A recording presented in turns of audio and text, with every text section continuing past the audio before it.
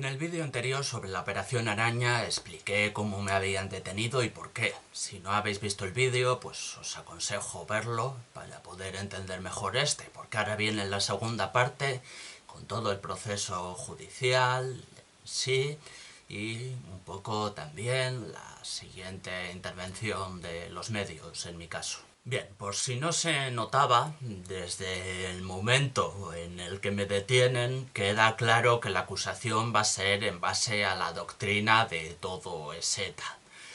Quiero decir, tengo un nombre en euskera y un apellido en euskera, o sea, estaba a huevo. La verdad es que mi postura pues es bastante más cercana al anarquismo, al comunismo libertario que a la izquierda abertzale, y es desde esa postura desde la que escribí que ojalá alguien le pegara un tiro a la infanta, pero evidentemente esto le importa una mierda a la audiencia nacional, a los medios y a todo, porque relacionar con ETA vende mucho más que relacionar con el anarquismo. Así que desde el principio lo que se buscaba era vincular mis tweets a ETA en general, así como concepto. Por supuesto, empezaba a ser ya también bastante evidente que la Operación Araña solo servía para detener a tuiteros de izquierda, de algún ámbito de la izquierda, fuera el que fuera anarquismo, fuera comunismo, fuera la izquierda abertzale, cualquier cosa, pero siempre de izquierdas, desde una postura antifascista. Porque a las posturas filofascistas o abiertamente fascistas o nazis, por mucho enaltecimiento del terrorismo que hicieran en redes, no les iban a detener ni iba a tener la menor consecuencia. Eso estuvo también claro desde el primer momento a lo largo de las 4 fases de la Operación Araña. De hecho, coincidiendo con la tercera fase de la Operación Araña, yo hice un poco el experimento de reportar a la sección de informática de la Guardia Civil tweets que claramente enaltecían el terrorismo desde la derecha para, más que nada, demostrar que no se les detendría, dijeran lo que dijeran, y efectivamente así fue.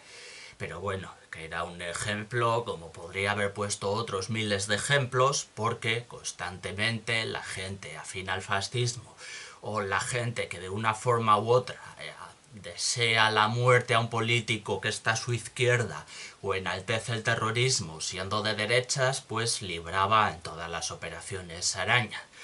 Estos tweets que estáis viendo de fondo pues son solo la punta del iceberg, y constantemente, tanto hace 5 o 6 años como ahora, gente de derechas escribe en redes sociales tweets que si los escribiera alguien de izquierdas supondrían acabar directamente en la Audiencia Nacional y con una pena de cárcel. Entonces me parece interesante y me parece buen momento para remarcar esta doble vara de medir, esta doble moral que yo creo que queda bastante palpable.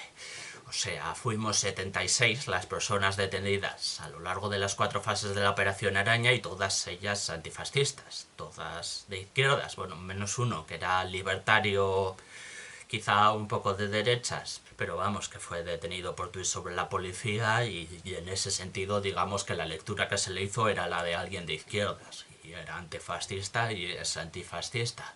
Entonces, sin más, solo remarcar esto un poco para que quede claro que la Operación Araña fue una operación política con un fin muy concreto y una doble vara de medir bastante palpable, bastante evidente. De hecho, resulta curioso que incluso en ejemplos ajenos a la Operación Araña, en los que alguien de derechas ha sido detenido por amenazar a un político de izquierdas, no se le juzga por enaltecimiento del terrorismo. O sea, de tal forma que solo tiene que pagar una multa y no va a ir a la cárcel. Esto también es una diferencia curiosa y bueno, eso es lo que se remarca, ¿no? Que lo peor que te puede pasar siendo de derechas y deseando la muerte a un político de izquierdas es que te pongan una multa. Pero siendo de izquierdas deseando la muerte a un político de derechas o a un miembro de la familia real, etcétera, etcétera, pues lo que se consigue es eso, una pena por enaltecimiento del terrorismo que es bastante más grave. Pero bueno, en cualquier caso, una vez aclarado esto, pues para mí iba siendo hora de empezar a preparar el proceso judicial.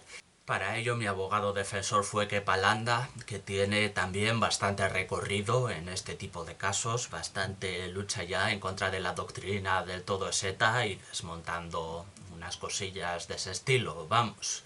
De hecho, es también conocido por haber sido, y por ser hasta hace poco, creo, el abogado defensor de Sarri, ¿no? El famoso Sarri de la canción de Cortatu, Sarri Sarri, que debe de ser de las canciones más conocidas de la izquierda en general, vamos. Sarri, Sarri, Sarri, Sarri, Sarri, Sarri, Sarri, Sarri, Sarri, Sarri. También es verdad que Sarri acabó en la cárcel y escapando de la cárcel en unos altavoces. Yo esperaba no tener que llegar a ese extremo, desde luego. Esperaba que lo mío fuera un poco más suave. Con el paso de los meses terminó llegando el escrito de acusación de la Fiscalía. Concretamente, el fiscal de la Audiencia Nacional que a mí me correspondía era Juan Antonio García Abaloy. El escrito de acusación era de lo más curioso e imaginativo. Desde luego apelaba a la doctrina del todo es ETA y tal, pero era especialmente imaginativo. Recordaréis del vídeo anterior que cuando yo había estado en el calabozo de la Guardia Civil, pues había firmado mi autoría sobre 38 tweets y retweets que podían ser indicios de enaltecimiento del terrorismo. El escrito acusatorio final contenía muy pocos de ellos. O sea, la mayoría, entre comillas, me los perdonaron. No es que me los perdonaran, desde luego, sino que consideraron que no valían para condenarme porque no estaba cometiendo un delito al escribir esos tweets. Así que en el escrito acusatorio que presentó la Fiscalía, pues solo había unos pocos tweets de esos 38 que podían haber sido quizá indicios de enaltecimiento del terrorismo, pero lo más interesante es que también había algunos tweets que no estaban entre esos 38. Principalmente porque no existían y no sé muy bien de dónde salieron. Los medios se hicieron eco del escrito acusatorio de la Fiscalía y redactaron sus noticias en base a lo que decía el escrito acusatorio de la Fiscalía. Así que desgranemos un poco estos tweets, cuáles son reales y cuáles no. El real es el del tiro de la nuca a la infanta, así por resumir. Ese sí lo escribí yo con todas mis ganas, la verdad.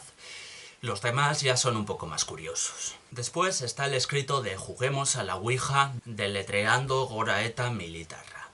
Ese tuit no era mío, era un retweet, pero sí lo había hecho precisamente con ánimo de criticar las condenas excesivamente absurdas de la primera fase de la Operación Araña. O sea, la idea del tuit, como veis, es bastante sarcástico, es un tuit humorístico en el que se supone que como estás hablando con la Ouija y estás diciendo letra a letra y no la letra junta, pues no te pueden condenar. Evidentemente no funcionó porque sí te pueden condenar. Esto es curioso, pero eso, que la intención del tuit, precisamente como podéis ver, no era la de enaltecer a ETA, sino la de criticar el absurdo de que te puedan condenar a cárcel por una frase.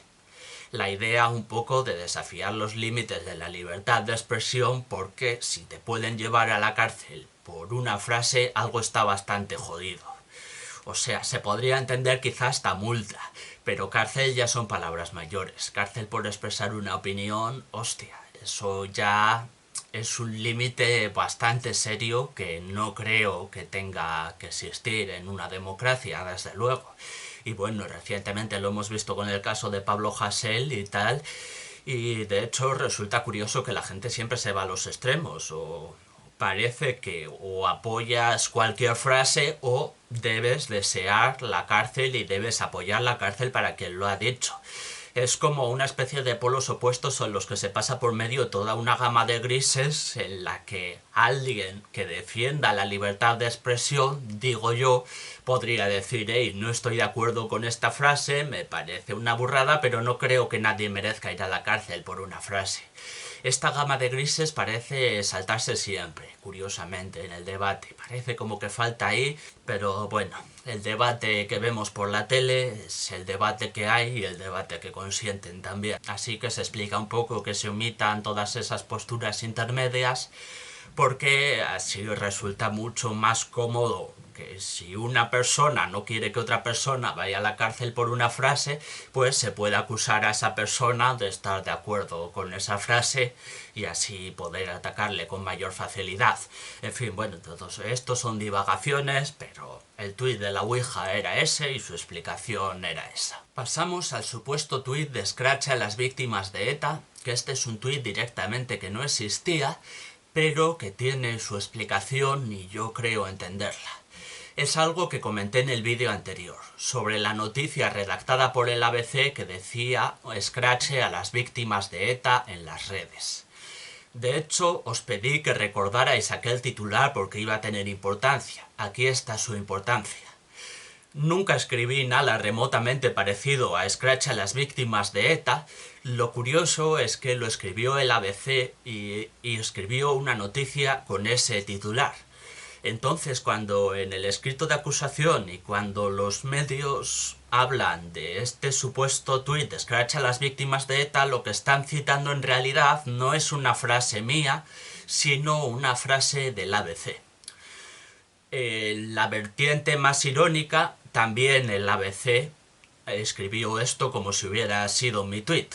O sea, el ABC escribió una noticia en la que decía que yo enaltecía el terrorismo por decir Scratch a las víctimas de ETA, pero resulta que yo nunca había dicho esa frase, sino que precisamente ellos habían sido los únicos que habían dicho esa frase. O sea, el ABC estaba acusándome a mí de enaltecimiento del terrorismo por haber dicho algo que yo no dije, sino que solo habían dicho ellos. ¡Qué ironía! Yo creo que esto convierte al ABC en tuiterroristas y en enaltecedores del terrorismo, pero bueno, ¿quién soy yo para decirlo? Pero si pensáis que esa parte era el mayor despropósito, no, aún quedaba otra. La de ojalá a Irene Villa la hubieran matado. Escrito así, matado. Ese tuit no existía. Sencillamente. No es que no lo hubiera escrito yo ni lo hubiera retuiteado yo, es que nadie nunca ha escrito ese tuit ni lo ha retuiteado. Al parecer, el juez Velasco, en las primeras fases de la Operación Araña, ordenó que se fijaran las URLs de Twitter para que los tweets culpables de delitos de enaltecimiento del terrorismo no se pudieran borrar. A pesar de que estos tweets no se podían borrar en aquel momento, ese tweet no existía, no estaba por ninguna parte, lo que significa que nadie lo había escrito. La verdad es que tampoco es un tweet con mucho sentido. No sé quién cojones podría escribir un tuit así porque no sé quién ganaría nada con la muerte de Irene Villa. Para quienes estéis viendo esto sin conocerla, pues Irene Villa era una niña que pasaba cerca de un lugar donde hubo un atentado de ETA y perdió las piernas. No sé qué puto sentido tiene que alguien desee la muerte de Irene Villa, no sé para qué alguien desearía la muerte de Irene Villa, ni qué ganaría con ello. Yo desde luego no lo hice, pero lo interesante es que nadie lo hizo. Ese tuit no existía, sencillamente. No sé cómo apareció en el escrito de acusación de la fiscalía, pero nadie había escrito ese tuit. En su momento pude demostrarlo, ahora que no tengo Twitter, pues no, pero en su momento pude y ese tweet no existía. De hecho, en serio, es que no entiendo la motivación de nadie así para escribir ese tweet, pero además las únicas personas a las que he visto insultar a Irene Villa, la gente a la que yo veo insultar a Irene Villa son gentes de derechas insultándola porque no quiere pena de cárcel para quien la insulte a ella. Es un poco paradójico todo, pero eso, la gente de derechas insulta a Irene Villa constantemente y la llama cosas como víctima orgullosa de sus muñones o que se merecía lo que le pasó por no querer cárcel para el enaltecimiento del terrorismo. Entonces, bueno, aparte de la gente de derechas que dice que se merece lo que le pasó y que la insulta, pues no sé qué ganaría nadie deseando la muerte de Irene Villa. Así que eso, si Irene Villa ve esto, pues un saludo, Irene, y ánimo, porque joder, que una persona se vea en una situación así de gente inventándose amenazas hacia ella, pues es bastante retorcido. Y desde luego no creo que sea una situación cómoda en la que estar, vamos. Yo creo que si alguien pierde las piernas en un atentado y todavía décadas después se la está usando como arma arrojadiza de una forma tan miserable, pues hostia, es una situación desagradable, desde luego. Y hace falta tener paciencia poniéndome en su lugar. Por cierto, la situación política, mientras tanto, estaba cambiando. Se produjo un acontecimiento bastante importante que fue cuando Rajoy y Pedro Sánchez firmaron juntos el pacto antiyihadista. Lo que suena así de puta madre, porque obviamente el yihadismo está mal y a nadie le gustan los yihadistas que van por ahí y atropellan y asesinan a inocentes en nombre de Alá. El problema del pacto antiyihadista es que realmente para combatir el yihadismo servía de poco. Bueno, una de las consecuencias del pacto antiyihadista fue endurecer las penas por enaltecimiento del terrorismo, de un máximo de 2 años a un máximo de 3 años. ¿Qué significa esto? Que en virtud del pacto antiyihadista que firmaron Rajoy y Pedro Sánchez, antes por hacer un chiste de Carrero Blanco te podían caer hasta 2 años de cárcel. Después de eso, por hacer un chiste de Carrero Blanco te pueden caer 3 años de cárcel. Eso tiene bastante poca relación con combatir a yihadistas, así que yo no llamaría ese pacto antiyihadista, pero así es. A mí no me afectó, por cierto, porque un endurecimiento de las penas no se puede aplicar retroactivamente.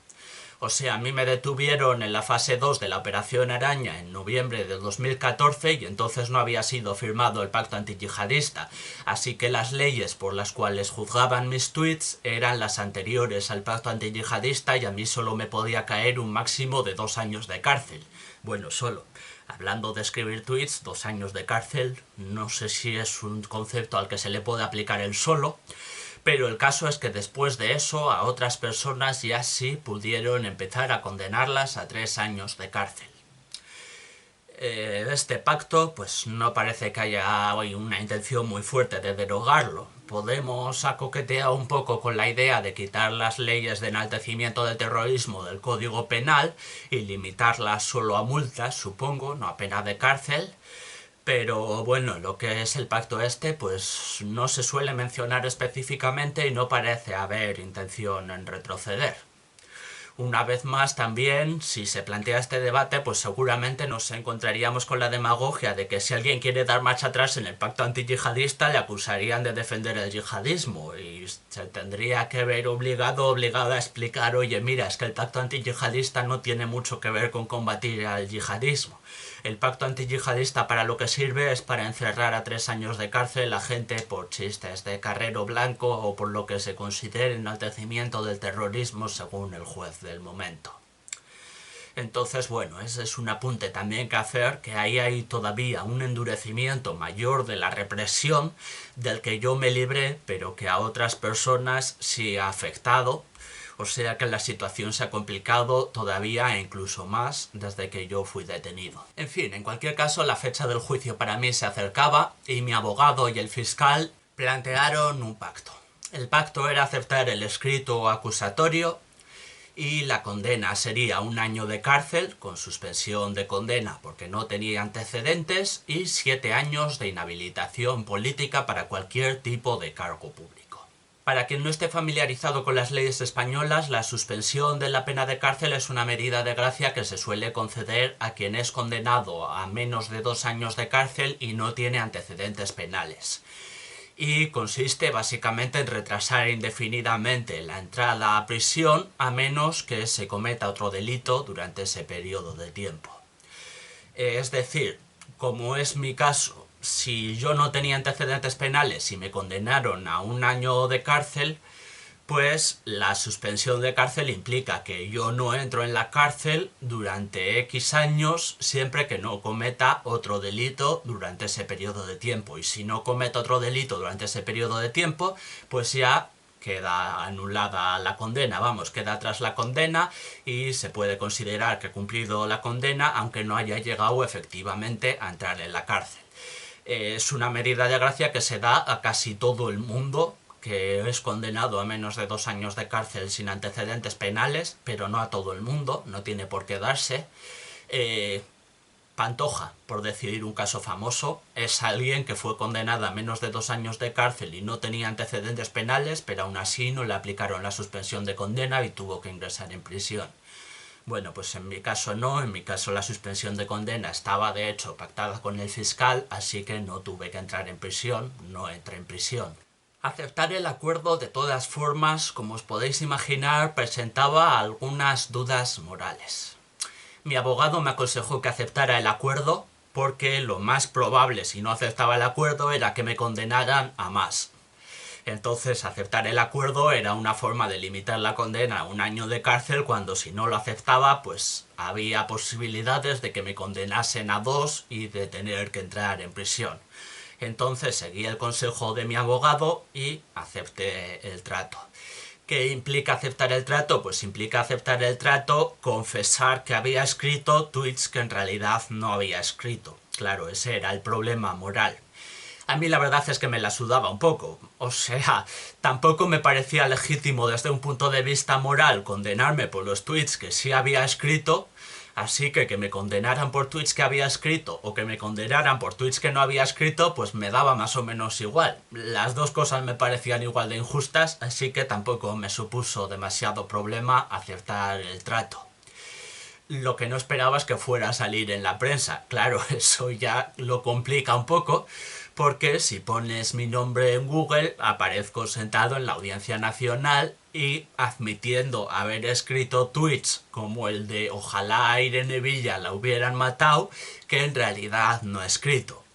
Es un poco putada todo, pero claro, supongo que ese es precisamente el planteamiento del pacto. O sea, eso es lo que tiene que ganar la fiscalía con un trato, ¿no? Que el acusado acepte las cosas y así no tener que discutirlas y facilitarse un poco la vida. Ese es el estado de mutua ganancia que supongo que se busca siempre en todo pacto entre un abogado defensor y la fiscalía.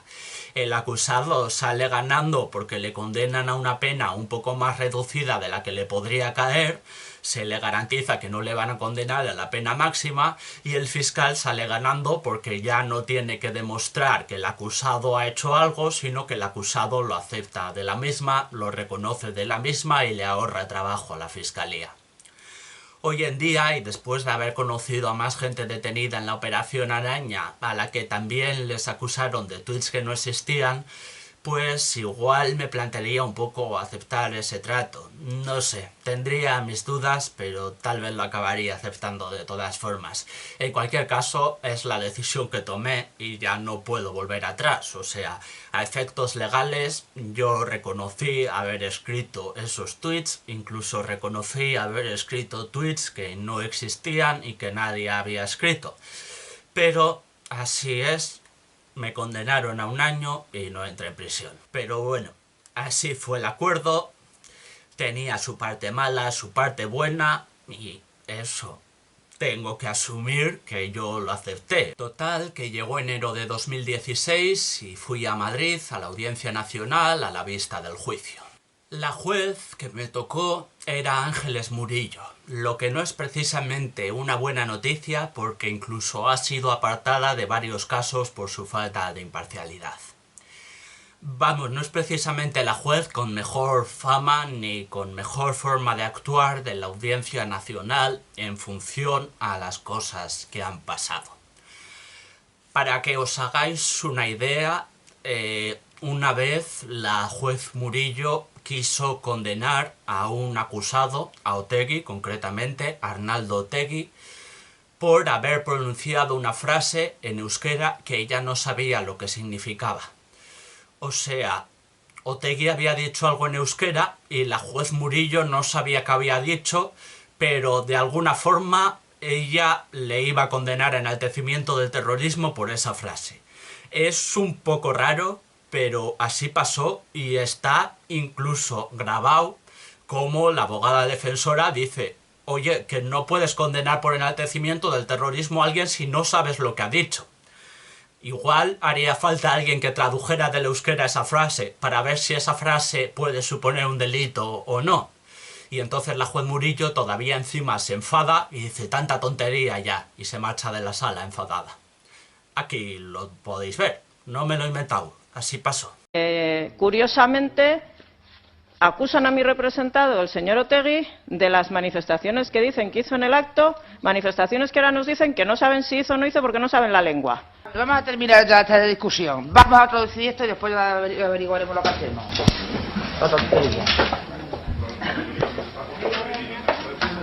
Pero bueno, Como en mi caso ya había acuerdo entre mi abogado defensor y la fiscalía, pues la juez no tenía mucho que decir, más que ratificar el acuerdo. O sea, no hubo un juicio como tal en el sentido de presentar pruebas y argumentos y contraargumentos, porque el resultado ya estaba pactado. Así que sencillamente, pues la vista judicial fue una formalidad para que la juez Murillo dijera, pues vale, condenado a 1 año de cárcel y a 7 de inhabilitación política. Durante el juicio un fotógrafo de la agencia EFE me hizo muchas fotos sin pedir permiso, fotos que también se hicieron bastante conocidas y que podéis ver aquí. Por lo menos no salí tan mal en ellas, menos es nada, supongo. Y básicamente pues así acabó toda la parte de mi proceso judicial. Acabé con la condena a 1 año de cárcel y a 7 de inhabilitación política, que me impide no solo ser político, sino también presentarme a cualquier tipo de oposiciones en general o a cualquier tipo de cargo público en general durante esos 7 años que todavía no han pasado. Y bueno, pues hasta aquí esa parte de mi experiencia en la Operación Araña. En el tercer vídeo pues ya contaré cómo nos empezamos a organizar en la Operación Araña, cómo fueron un poco los casos después del mío, cómo fui aprendiendo y qué cosas habría cambiado y qué cosas organizamos y qué acciones hicimos y de qué forma tratamos de luchar contra la Operación Araña. Así que nos vemos en ese vídeo si os ha interesado.